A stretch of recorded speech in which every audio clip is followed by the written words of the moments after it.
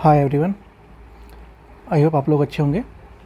यहाँ पर पॉलिटी का छठा आपका प्रैक्टिस होने जा रहा है। ऑलरेडी पाँच लेक्चर अपलोड कर दिए हैं, आप चाहे तो देख सकते हैं। चैनल पर नए हैं सब्सक्राइब जरूर कर लीजिएगा और कमेंट में अपना सुझाव जरूर दें। शुरू करते हैं। जिन संघीय क्षेत्रों में विधानसभा नहीं है वहाँ कानून पारित करने का अधिकार किसको है? ठीक है, संघीय गृह मंत्रालय के पास में है, संसद के पास में है, राष्ट्रपति के पास में या फिर मुख्य प्रशासक के पास में है।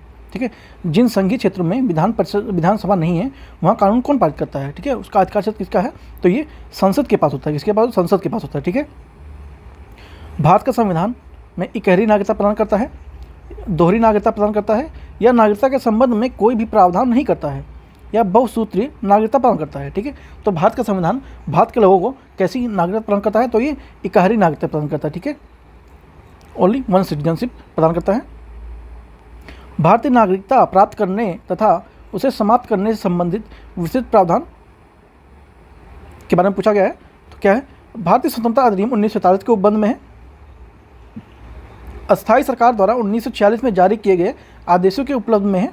1955 में भारतीय संसद द्वारा पारित किए अध्यादेश में के उपलब्ध में है, या फिर संविधान के भाषा में भाग में 7 में दिए गए उसमें दिया हुआ है। ठीक है, तो भारत की नागरिकता प्राप्त करने तथा समाप्त करने से संबंधित प्रावधान किसमें दिया गया है? ठीक है, तो किसमें दिया गया है? 1955 के भारतीय संसद द्वारा पारित अध्यादेश में उपलब्ध ऐसा प्रावधान दिया गया है।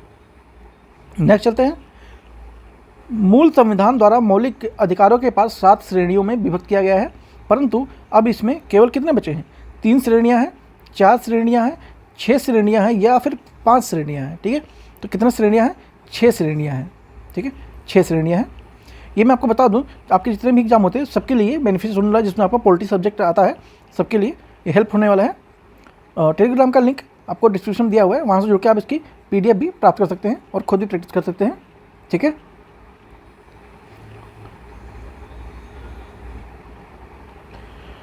कौन सा मौलिक अधिकार अब मौलिक अधिकारों की सूची से हटा दिया गया है? ठीक है, कौन सा मौलिक अधिकार जो है वो मौलिक अधिकारों की सूची से हटा दिया गया है? संवैधानिक संरक्षण का अधिकार, संपत्ति का अधिकार, भाषण की स्वतंत्रता का अधिकार, या फिर उपरोक्त सभी अधिकार, जितने इसमें तीनों दिए हुए हैं। ठीक है, तो कौन सा मौलिक अधिकार से अब मौलिक अधिकारों की सूची से हटा दिया गया? मौलिक अधिकार है लेकिन इनसे सूची से हटा दिया गया है, तो भली भांति जानते हैं संपत्ति का अधिकार हटा दिया गया है। ठीक है, संपत्ति का अधिकार हटा दिया गया है, तो आपका ऑप्शन बी हो जाता है। नागरिकों के मौलिक अधिकारों के पास न्याय संगत प्रतिबंध लगाने का अधिकार किसे प्राप्त है? ठीक है, नागरिकों के जो मौलिक अधिकार हैं उस पर न्याय संगत प्रतिबंध कौन लगा सकता है? संसद लगा सकता है, राष्ट्रपति लगा सकता है, न्यायालय, या फिर उपरोक्त में से किसी को भी यह अधिकार नहीं प्राप्त है। ठीक है, तो ये अधिकार संसद को प्राप्त है कि वो आपके मौलिक अधिकारों पर न्याय संगत प्रतिबंध लगाने का अधिकार संसद के पास अभी भी मौजूद है, कभी भी लगा सकता है और उसे लगता है ऐसा। तो भारत सरकार के भारत रत्न तथा पद्म श्री की उपाधियाँ संविधान के किस अनुच्छेद के अंतर्गत प्रारंभ की गई थी? ठीक है, आर्टिकल 14 में, आर्टिकल 18 में, आर्टिकल 25 में, या 31 में से किसी में भी नहीं है। ठीक है, तो ये आपका आर्टिकल 18 में दिया हुआ है। ठीक है, भारत सरकार ने भारत रत्न और पद्मश्री की उपाधियों के संविधान के अनुच्छेद 18 के अंतर्गत आता है। ठीक है, भारत में सिखों को कृपाण रखने की अनुमति, कृपाण मतलब वो जो आपका चाकू टाइप में होता है, उसे ऐसा करने की अनुमति किस मौलिक अधिकार के अंतर्गत दिया गया है? ठीक है, कौन सा मौलिक अधिकार के अंतर्गत? तो वो लोग अपने पास कृपाण धारण कर सकते हैं। स्वतंत्रता का अधिकार, धार्मिक स्वतंत्रता के अधिकार में, जीवन के तथा स्वतंत्रता के अधिकार में, या फिर उपरोक्त में से कोई भी नहीं। ठीक है, तो जो सिख समुदाय हैं उनको कृपाण धारण की अनुमति उनके धार्मिक स्वतंत्रता के अधिकार के अंतर्गत उनको दिया गया है। ठीक है, नेक्स्ट चलते हैं। व्यक्तिगत स्वतंत्रता के अधिकार को सुनिश्चित करने के लिए नागरिक किस अधिकारी के पास जा सकता है? ठीक है, व्यक्तिगत की स्वतंत्रता है उसको सुनिश्चित करने के लिए वह कौन से अधिकारी के पास जा सकता है? संसद, राष्ट्रपति, सर्वोच्च न्यायालय, या फिर सर्वोच्च न्यायालय तथा उच्च न्यायालय दोनों में। ठीक है, तो व्यक्तिगत स्वतंत्रता प्राप्त करने के लिए व्यक्ति कहाँ जा सकता है? सर्वोच्च न्यायालय और उच्च न्यायालय दोनों के पास वो जा सकता है। ठीक है, संविधान प्रदान किए गए मौलिक अधिकारों में संशोधन करने का अधिकार किसके पास है? राष्ट्रपति के पास है, सर्वोच्च न्यायालय के पास है, संसद के पास है, या उपरोक्त में से किसी में भी नहीं है। तो ये आपका संसद के पास है। ठीक है, अगर आपसे पूछता है कि संविधान द्वारा प्रदान किए गए जो मौलिक अधिकार है उसको संशोधन करने का अधिकार किसके पास है इसमें से, तो वो संसद के पास है। किसके पास है? संसद के पास है। नेक्स्ट चलते हैं, संपत्ति के मूल अधिकार पर प्रतिबंध किस अनुच्छेद के आधार पर लगाया गया है? ठीक है, संपत्ति का जो मूल अधिकार होता है उस पर प्रतिबंध लगा दिया गया है, तो उसे किसके आधार पर लगाया? कौन सा आर्टिकल में ऐसा प्रावधान दिया गया है? आर्टिकल 14 में है, आर्टिकल 26 में है, आर्टिकल 31 में है, या फिर ऊपर में से किसी में भी नहीं है। तो ये आपका आर्टिकल 14 के अंतर्गत है। ठीक है, मूल अधिकार संपत्ति के अधिकार को हटा दिया गया है। ठीक, इसमें आर्टिकल आपका 14 में है। नेक्स्ट चलते हैं, राष्ट्रपति पद के लिए उम्मीदवार का नाम प्रस्तावित किसमें है? कम से कम 50 नागरिकों द्वारा किया जाना चाहिए। किन्हीं निर्वाचन मंडल के किन्हीं 5 सदस्यों द्वारा किया जाता है। संसद के किन्हीं 10 सदस्यों द्वारा किया जाता है। निर्वाचन मंडल के 50 सदस्यों द्वारा किया जाता है। ठीक है, तो राष्ट्रपति पद के लिए उम्मीदवार का नाम किसके द्वारा प्रस्ताव किया जाता है? तो ये आपका किया जाता है जो निर्वाचन मंडल के होते हैं, कम से कम उसमें से 50 सदस्य होंगे तभी नामांकन होता है। ठीक है, राष्ट्रपति के चुनाव से संबंधित झगड़ों का फैसला निर्णय कौन करता है? कि राष्ट्रपति से संबंधित कोई विवाद है तो उसका निर्णय कौन करता है? सर्वोच्च न्यायालय, चुनाव आयोग, संसद, या फिर सर्वोच्च न्यायालय तथा उच्च न्यायालय दोनों। ठीक है, तो कौन करता है इसमें से? सर्वोच्च न्यायालय करता है। ठीक है, सर्वोच्च न्यायालय करता है, सुप्रीम कोर्ट। मृत्यु और त्याग पत्र के कारण राष्ट्रपति पद पर रिक्त होने पर उपराष्ट्रपति के पद से संबंधित कार्यों को कौन संभालेगा, या कैसे उसको प्रावधान आगे किया जाएगा? तो ऑप्शन में क्या है? राष्ट्रपति की शेष अवधि के लिए निभाता है, अधिक से अधिक 1 वर्ष के लिए निभाता है, अधिक से अधिक 6 माह के तक निभा सकता है, या फिर अधिक से अधिक 4 मास तक निभाता है। ठीक है, तो ये आपका अधिक से अधिक कितने माह तक निकाल सकता है? अवधि तक 6 माह तक। ठीक है, 6 माह के अंदर आपको इलेक्शन दोबारा करवाने होते हैं और राष्ट्रपति के पद की भरपाई करनी होती है। कानूनी तौर पर युद्ध की घोषणा करने तथा शांति स्थापित करने का अधिकार किसे प्राप्त है? राष्ट्रपति को, संसद को, मंत्रिपरिषद को, या फिर प्रधानमंत्री को। ठीक है, तो कानूनी तौर पर युद्ध की घोषणा करने और शांति स्थापित करने का अधिकार किसे प्राप्त है? तो ये प्राप्त किया गया है, राष्ट्रपति को दिया गया है। किसे? राष्ट्रपति के पास ऐसा अधिकार है कि देश में बहाली और शांति स्थापित करने के लिए वो कोई कदम उठा सकता है। जैसे राष्ट्रपति शासन या और भी बहुत सारे ऐसे प्रावधान हैं जिसके जरिए वो ऐसा स्थापित करने में सक्षम है। कौन? President of India. राष्ट्रपति को राज्यसभा में कितने व्यक्तियों को मनोनीत करने का अधिकार है जिन्हें कला, साहित्य, समाज सेवा इत्यादि क्षेत्र से विशिष्टता प्रदान है? ठीक है, तो कितने व्यक्ति हैं? 2 हैं, 10 हैं, 12 हैं, या फिर कोई भी नहीं है? तो लगभग 12 व्यक्तियों को ऐसा विशिष्टता प्रदान की गई है। ठीक है, जो कला, साहित्य और समाज सेवा इत्यादि क्षेत्र में विशिष्टता प्रदान प्राप्त की है। ठीक है, 12 व्यक्ति हैं। नेक्स्ट चलते हैं, राष्ट्रपति को निम्नलिखित में से कौन सी वित्तीय शक्ति प्राप्त है? वित्तीय शक्ति प्राप्त है। ठीक है, वित्तीय शक्ति कौन सी प्राप्त है? संसद में वित्तीय विधेयक केवल राष्ट्रपति की पूर्व अनुमति से ही प्रस्तुत किए जा सकते हैं। राष्ट्रपति भारत का आकस्मिक निधि से पैसा उधार दे सकता है। केंद्र सरकार और राज्य सरकार के मध्य करों के बंटवारे के लिए राष्ट्रपति वित्तीय आयोग नियुक्त कर सकता है, या फिर ये तीनों ऑप्शन सही हैं। ठीक है, ये तीनों उसके पास ऑप्शन है कि वो ऐसा कर सकता है। तो आपका इसका आंसर क्या हो जाएगा? जो राष्ट्रपति है उसके साथ वित्तीय शक्ति प्रदान करने के लिए उसके पास ये तीनों विकल्प वैध हैं। ठीक है, इसका मतलब आपका आंसर क्या हो जाएगा? डी हो जाएगा, उपयुक्त सभी हो जाएगा। ठीक है, नेक्स्ट चलते हैं, संविधान में कितने प्रकार के आपातकालीन शक्तियों की कल्पना की गई है? 1, 2, 3 या फिर 4? ठीक है, तो 3 प्रकार के आपातकालीन शक्तियों का प्रावधान किया गया है। ठीक है, ये मैंने आपको जो लेक्चर जिसमें वो क्या बोलते हैं वो इमरजेंसी वाला प्रोविजन है उसमें आपको ये कराया गया है, आप जाके देख सकते हैं, चैनल पर वीडियो उसकी पड़ी हुई है। संविधान के किस अनुच्छेद के अंतर्गत राष्ट्रपति के विरुद्ध महाभियोग चलाया जा सकता है? ठीक है, 356 के तहत, आर्टिकल 75 के तहत, या फिर 76 या फिर 61 के तहत। तो जो भारत का राष्ट्रपति है उसके विरुद्ध महाभियोग चलाने का प्रावधान कौन से आर्टिकल में दिया गया है? तो अनुच्छेद 61 में दिया गया है। किसमें? अनुच्छेद 61 में। ध्यान देंगे, अनुच्छेद 61 में दिया गया है।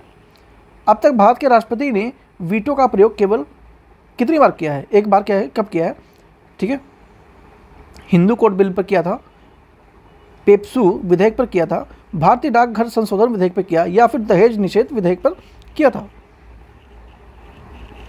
तो कब किया था वीटो का प्रयोग?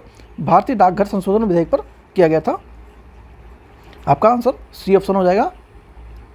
राष्ट्रपति के विरुद्ध महाभियोग प्रारंभ करने के लिए संसद के किसी भी एक सदन में कम से कम कितने सदस्य द्वारा प्रस्ताव प्रस्तुत किया जाना चाहिए? कुल सदस्यों का 10%, कुल सदस्यों का 25% या फिर 20, कुल सदस्यों का 20 या फिर 15%।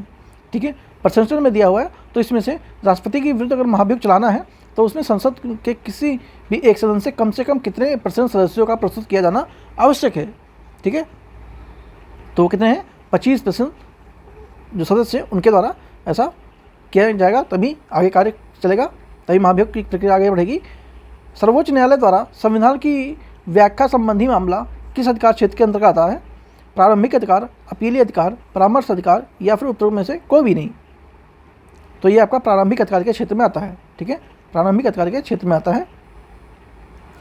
भारत के प्रधानमंत्री पद कैसा है? संविधान द्वारा स्थापित किया गया है, संविधान के दायरे से बाहर विकसित हुआ है या फिर संसदीय अधिनियम द्वारा स्थापित किया गया है, या उपरोक्त में से सभी परिणाम हैं। ठीक है, तो इसका आंसर आपका क्या है कि जो संविधान द्वारा ये स्थापित किया गया पद है भारत के प्रधानमंत्री का। ठीक है, प्रधानमंत्री क्या है देखते हैं। लोकसभा चुनाव द्वारा चुना जाता है, संसद के दोनों सदनों द्वारा संयुक्त बैठक में चुना जाता है, राष्ट्रपति के द्वारा नियुक्त किया जाता है या फिर राष्ट्रपति द्वारा स्पीकर से परामर्श के बाद नियुक्त किया जाता है। ठीक है, तो भारत के प्रधानमंत्री का जो चुनाव है वो कैसे होता है? वो राष्ट्रपति के द्वारा नियुक्त किया जाता है। ठीक है, राष्ट्रपति के द्वारा नियुक्त किया जाता है, ध्यान देंगे। लोकसभा के राज्यों को किस आधार पर स्थान प्रदान किए गए हैं? आकार और साधनों के आधार पर, जनसंख्या के आधार पर, आकार और साधन और जनसंख्या के आधार पर, या फिर उपरोक्त में से कोई भी नहीं। ठीक है, तो जो लोकसभा है उसके राज्यों को किस आधार पर स्थान प्रदान किए गए हैं? तो ये आपका जनसंख्या के आधार पर दिया जाता है। किसके आधार पर? जनसंख्या के आधार पर दिया जाता है, ध्यान रखेंगे। लोकसभा में शून्यकाल, ठीक है, की अवधि से अधिक कितनी हो सकती है? ठीक है, जो लोकसभा में शून्यकाल होता है उसकी अवधि से अधिक कितना देर वो हो सकता है? 30 मिनट, 1 घंटा, अनिश्चित काल के लिए या फिर 2 घंटे के लिए। ठीक है, तो कितनी देर के लिए हो सकता है? तो ये आपका अनिश्चित काल के लिए हो सकता है, अनिश्चित काल के लिए। सदन में आधे घंटे की बहस के लिए किसे नोटिस देना पड़ता है? अगर आधे घंटे का बहस करना है तो किसे नोटिस देना पड़ेगा? सभापति को, सदन के सेक्रेटरी जनरल को, संसदीय मामलों के मंत्री को या फिर संबंधित मंत्री को।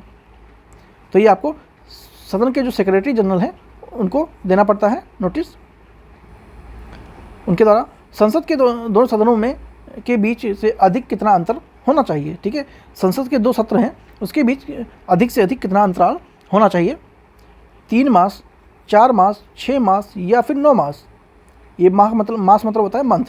ठीक है, तो कम से कम कितना अंतर होना चाहिए? लगभग 6 मंथ का अंतर होना चाहिए, अधिक से अधिक। ठीक है, बजट के साथ कौन सा विधेयक संसद में प्रस्तुत किए जाते हैं? जो बजट होता है उसके साथ कौन सा विधेयक संसद में प्रस्तुत किए जाते हैं? अकस्मात विधेयक तथा विनियोग विधेयक, वित्तीय विधेयक और अकस्मात विधेयक, वित्तीय विधेयक और विनियोग विधेयक, या फिर प्रत्यक्ष कर और अप्रत्यक्ष कर विधेयक। तो बजट के साथ कौन सा विधेयक संसद में प्रस्तुत किया जाता है? तो वो आपका कौन सा है? विनियोग विधेयक है और वित्तीय विधेयक है। ठीक है, ध्यान रखेंगे, ऑप्शन आपका सी है इसमें आंसर। निम्न में से किसके द्वारा अविश्वास प्रस्ताव किए जाने पर मंत्रिपरिषद को त्यागपत्र देना पड़ता है? ठीक है, किसके द्वारा अगर अविश्वास प्रस्ताव दिया जाता है तो मंत्रिपरिषद होता है उसको त्यागपत्र देना पड़ता है। लोकसभा के द्वारा, राज्यसभा के द्वारा, दोनों सदनों के संयुक्त बैठक के द्वारा, या फिर संसद के दोनों सदनों द्वारा 2/3 के बहुमत से। तो मंत्रिपरिषद को त्यागपत्र देने की नौबत कब आती है? जब वो लोकसभा में अविश्वास प्रस्ताव पारित किया जाता है तब। ठीक है, लोकसभा में। नियंत्रक एवं महालेखा परीक्षक किस समिति के मित्र, दार्शनिक और मार्गदर्शक के रूप में कार्य करते हैं? ठीक है, नियंत्रक एवं महालेखा परीक्षक के बारे में बात हुई है यहाँ पर। ठीक है, वो किसके मित्र और दार्शनिक और मार्गदर्शक के रूप में कार्य करते हैं? लोक लेखा समिति, प्राक्कलन समिति, सार्वजनिक संस्थान समिति या फिर उपरोक्त सभी। तो ये आपका लोक लेखा समिति के सहायक और मार्गदर्शक के रूप में कार्य करते हैं। लोकसभा के स्थगन की शक्ति किसके पास है? ठीक है, लोकसभा को स्थगन करना की शक्ति किसके पास दिया गया है? प्रधानमंत्री के पास, राष्ट्रपति के पास, स्पीकर के पास या फिर संसद के नियम समिति के पास। तो इसकी शक्ति किसके पास है? तो ये स्पीकर के पास है। ठीक है, स्पीकर के पास है। लोकसभा अध्यक्ष कौन होता है? स्पीकर होता है। तो स्पीकर के पास शक्ति प्रदान किया गया है। संसदीय भाषा में समापन का अर्थ क्या होता है? ठीक है, संसदीय जो भाषा होती है उसमें समापन का अर्थ क्या होता है?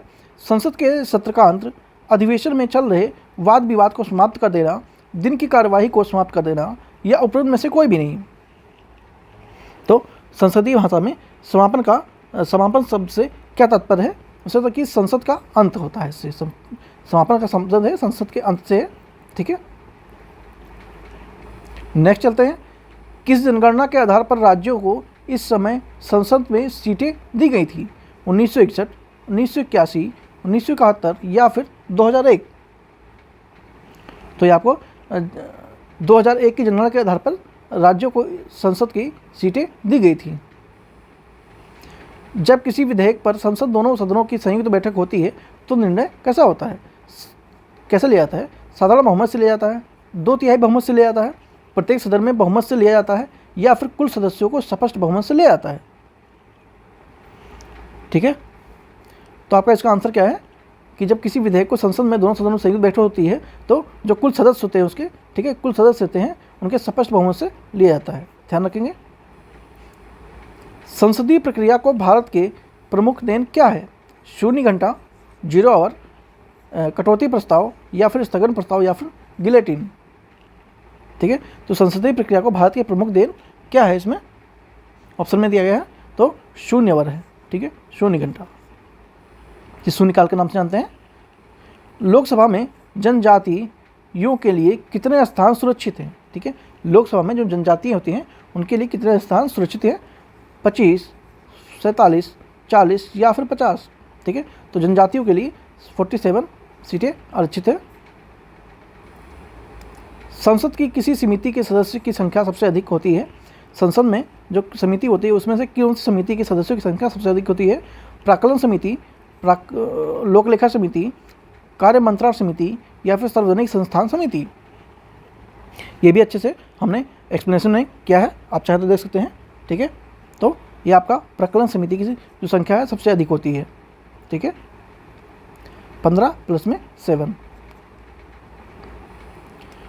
निम्न में से यह कौन सुनिश्चित करता है कि संचित निधि में कोई खर्च संसद की अनुमति के बिना नहीं किया जा सकता है? ठीक है, निम्नलिखित में से कौन सा सुनिश्चित करता है कि जो संचित निधि है उनमें से खर्च संसद की अनुमति के बिना नहीं किया जा सकता है? तो कौन देखभाल करता है? वित्त आयोग, नियंत्रण महालेखा परीक्षक, भारत के महान्यायवादी या फिर उपरोक्त में से कोई नहीं? तो इसकी देखभाल कौन करता है? कैग करते हैं। ठीक है, नियंत्रण एवं महालेखा परीक्षक। ध्यान रखेंगे। सर्वोच्च न्यायालय के न्यायाधीश अपने पद पर कब तक रह सकते हैं? 62 वर्ष की आयु तक बने रहते हैं, 65 वर्ष या फिर 70 वर्ष या फिर बने रहने की कोई आयु सीमा ही नहीं है। ठीक है, तो सर्वोच्च न्यायालय का जो न्यायाधीश होता है वो अपने पद पर 65 वर्ष की आयु तक बने रह सकते हैं। ठीक है, संविधान की व्याख्या से संबंधित विषय सर्वोच्च न्यायालय के कौन से क्षेत्र में आता है? प्रारंभिक क्षेत्राधिकार, परामर्श क्षेत्राधिकार, अपील क्षेत्राधिकार या फिर उपरोक्त में से किसी क्षेत्र में नहीं आते हैं? तो ये आपके प्रारंभिक क्षेत्राधिकार में आते हैं। न्याय करते समय सर्वोच्च न्यायालय किस सिद्धांत का पालन करता है? कानून का प्रशासन, उपयुक्त कानूनी प्रक्रिया, विधि द्वारा निर्धारित प्रक्रिया या फिर उपयुक्त सिद्धांतों सभी से? ठीक है, तो ये विधि निर्माण द्वारा निर्धारित प्रक्रिया होती है उससे संबंधित है। न्यायपालिका उस सिद्धांत का पालन करती है जो विधि द्वारा स्थापित प्रक्रिया है। संविधान का कौन सा अनुच्छेद सर्वोच्च न्यायालय को अपने निर्णय अथवा आदेश पुनः विचार करने का अधिकार प्रदान करता है? आर्टिकल 130 में है, आर्टिकल 137 में है, आर्टिकल 138 में है या फिर 139 में है? तो संविधान के अनुच्छेद सर्वोच्च न्यायालय द्वारा अपने निर्णय अथवा आदेश को पुनः विचार करने की शक्ति कौन से आर्टिकल के थ्रू प्रदान की गई है? तो ये आपका आर्टिकल 137 है। कौन सा है? 137 है, बी आंसर है आपका इसमें। राज्य का कार्यकारिणी अध्यक्ष कौन होता है? मुख्यमंत्री, राज्यपाल, राष्ट्रपति या उपरोक्त में से कोई नहीं? तो जो राज्य की बात हो रही है यहाँ पे ध्यान देंगे। ठीक है, तो राज्य का कार्यकारिणी अध्यक्ष कौन होता है? राज्यपाल होता है। कौन होता है? राज्यपाल होता है, ना कि मुख्यमंत्री होता है। ध्यान रखेंगे, राज्यपाल होता है। राज्य का राज्यपाल अपने पद पर कब तक बना रहता है? राष्ट्रपति के प्रसाद पर्यंत बना रहता है, तब तक जब तक मुख्यमंत्री का समर्थन प्राप्त है, तब तक बना रहता है जब तक उसे मंत्रिपरिषद का समर्थन प्राप्त है, या फिर जब तक उसे राज्य विधानसभा का समर्थन प्राप्त है। ठीक है, तो जो राज्य का राज्यपाल होता है वो अपने पद पर कब तक बना रह सकता है? तो वो राष्ट्रपति के प्रसाद पर्यंत पद धारण करता है। ठीक है, राष्ट्रपति की इच्छा अनुसार वो पद पर बना रह सकता है। राज्यपाल के वेतन व भत्ते किस निधि से दिए जाते हैं? भारत की संचित निधि, भारत की राजनिधि और माफ़ कीजिए राज्य की संचित निधि या फिर आकस्मिक निधि या उपरोक्त में से कोई नहीं। ठीक है, तो ये आपका राज्य की संचित निधि पर भारित होता है, उसके वेतन भत्ते इसी से जाते हैं। जब कोई व्यक्ति एक से अधिक राज्यों के राज्यपाल के रूप में कार्य करता है तो उसका वेतन कहाँ से जाता है? केंद्रीय सरकार के द्वारा दिया जाता है, संबंधित राज्यों द्वारा दिया जाता है, भारत की संचित निधि से दिया जाता है या फिर उस राज्य के द्वारा दिया जाता है जो राष्ट्रपति द्वारा सुझाए गए हैं। ठीक है, तो जब कोई व्यक्ति अधिक राज्यों के राज्यपाल के रूप में कार्य करता है तो उसका जो वेतन है वो आपका जाता है, ये संबंधित राज्य द्वारा दिया जाता है, जिसके संबंध में वो काम कर रहा है, जिस राज्य के उसमें। राज्य की आकस्मिक निधि का संचालन कौन करता है? राज्यपाल, राज्य के वित्त मंत्री, मुख्यमंत्री या फिर उपयुक्त में से उपयुक्त सभी संयुक्त रूप से। ठीक है, मतलब बारी बारी सब लोग करते हैं, डी ऑप्शन में ये दिया हुआ है। तो राज्य की जो आकस्मिक निधि का संचालन कौन करता है? तो ये करता है आपका राज्यपाल ही करता है, ना कि सभी करते हैं, राज्यपाल करता है। जब तक राज्यपाल द्वारा जारी किया गया कोई अध्यादेश राज्य विधायिका द्वारा स्वीकार न किया जाए तो वह अधिक से अधिक कितने दिन के लिए लागू रह सकता है? 1 वर्ष के लिए, 3 महीने के लिए, 6 माह के लिए या फिर 2 वर्ष के लिए? तो ये 6 माह तक लागू रह सकता है। ठीक है, जब तक राज्यपाल द्वारा कोई अध्यादेश विधायिका द्वारा स्वीकार न किया जाए तब तक वो 6 माह तक लागू रह सकता है। ठीक है, राज्य को पद शपथ कौन दिलाता है? ठीक है, राज्यपाल को पद की शपथ कौन दिलाता है? भारत के मुख्य न्यायाधीश, राज्य के उच्च न्यायाधीश का मुख्य न्यायाधीश या फिर राष्ट्रपति या उपयुक्त में से कोई भी नहीं। तो जो राज्य का राज्यपाल है उसको शपथ कौन दिलाता है? उसको दिलाता है राज्य के उच्च न्यायाधीश या मुख्य न्यायाधीश, राज्यपाल को शपथ दिलाते हैं। यहाँ पे आपका 50 क्वेश्चन पूरा होता है। ठीक है, ऐसे नेक्स्ट वीडियो में हम 50 करेंगे, सारी आपकी पॉलिटी कवर होने वाली है इसमें। यहाँ पे आपको आंसर दिया हुआ है, PDF ले लीजिएगा, आप खुद प्रैक्टिस करेंगे, ज़्यादा बेटर है। अगर नहीं कर सकते हैं, टाइम नहीं है, तो आप वीडियो को इंटू 2 करके सुन लीजिए, फिर भी आपके लिए बेनिफिट होगा काफ़ी। चैनल पर नए हैं, सब्सक्राइब जरूर कर लीजिएगा, बेल आइकन प्रेस करना बिल्कुल ना भूलें। ठीक है, टेलीग्राम का लिंक डिस्क्रिप्शन दिया हुआ है, वहाँ से ज्वाइन कर सकते हैं। और कमेंट में अपना सुझाव जरूर दें कि और क्या क्या आपको रिफॉर्म किया जा सकता है, आपके लिए कैसे कंटेंट ले जा सकते हैं। तो मिलते हैं नेक्स्ट वीडियो में। Thank you so much, see you soon.